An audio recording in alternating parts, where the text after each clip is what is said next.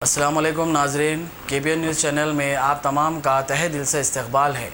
आइए आज की अहम खबर पर नज़र डालते हैं। कुलीन मजलिस इत्तेहादुल मुस्लिमीन की जानिब से हमारी हुकूमत से खुसूसन चीफ मिनिस्टर KCR साहब से हमारा मुतालबा है कि वो NPR पर स्टे लगाएं और फौरी स्टे लगाना ज़रूरी है, क्योंकि 21 अप्रैल से मरकज़ी हुकूमत के ऐलान के मुताबिक इस पे अमलवारी के लिए कहा गया, हिदायत दी गई है।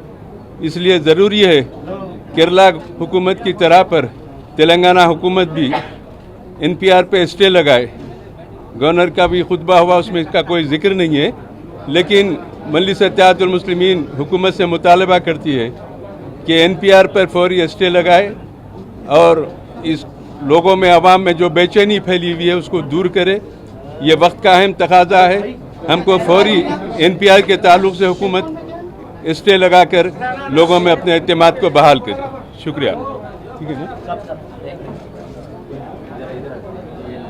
अगर आपने हमारे चैनल को अभी तक सब्सक्राइब नहीं किया है तो यहाँ पर रेड कलर का सब्सक्राइब बटन दिख रहा है, उसे क्लिक करें और हमारे चैनल को सब्सक्राइब कीजिए और साथ ही साथ बेल आइकन को भी क्लिक कीजिए, जिससे आपको ताज़ा अपडेट मिलती रहे।